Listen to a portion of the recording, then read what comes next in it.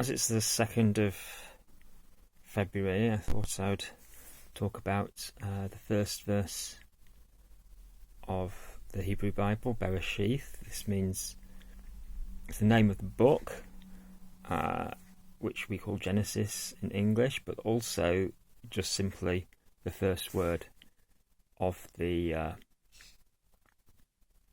book. The Aleph here is actually just representing the number 1. It's just the verse number.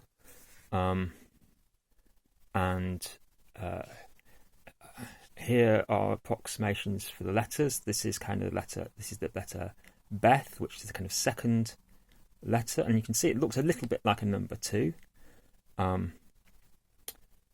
This is a Hebrew Resh, which is an R, and as you'll see, it's actually a backwards R, because we're going this way. So when we read it this way, it's actually an R. Then another Aleph, here perhaps taking a vowel that will mean that it's an E, but Aleph can take various vowels and be pronounced in various ways. But here it might be this B, Beth, Resh, Aleph. It approximates the word bear, and actually separately means create, and that's actually the second word in the Hebrew the first verse of the Hebrew Bible. So that's on its own. It's bara, but here it's bereshith. Now this is a shin, and it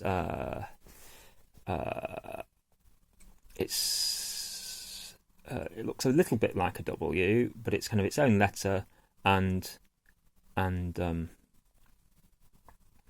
it's this dot indicates whether it's a sh or a s. So it's like, and that's actually called a shin or a sin with it when the dot's over here,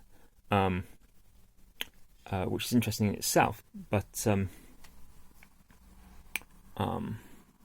here, I've written an E because which actually kind of approximates 10, because E is the 5th letter, 2 E's therefore 10.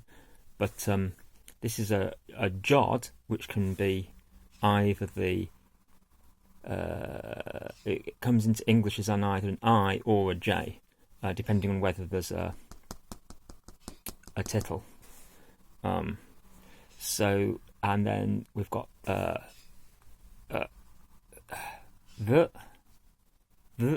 or the or T, because often it's called, this is a tau. What does okay, so this is the last letter, and there are 22 letters in the Hebrew alphabet, so that gets position 22. So here you can see various things of this. We've got the first, here, and the last.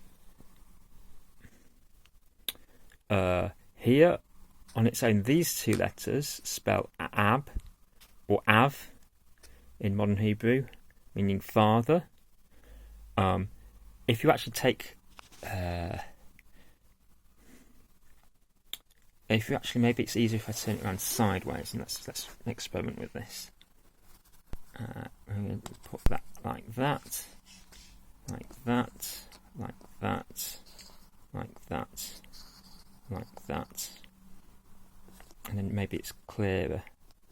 It might not be, but we'll try.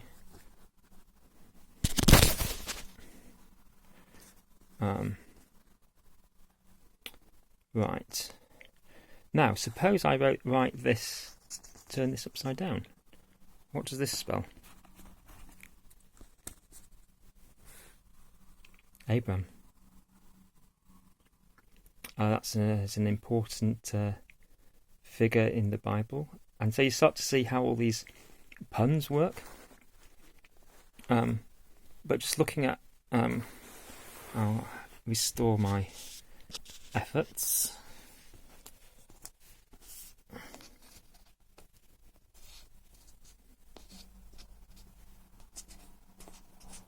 Now, note the numbers here, and this is kind of really why I'm making this video today.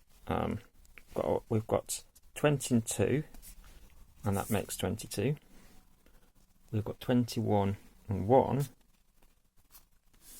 that also makes 22. And we've got 22 and 10, which I suppose makes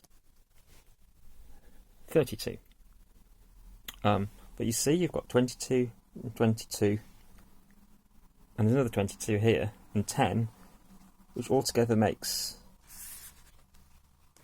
76. And that's kind of an introduction to the some letters of the Hebrew alphabet.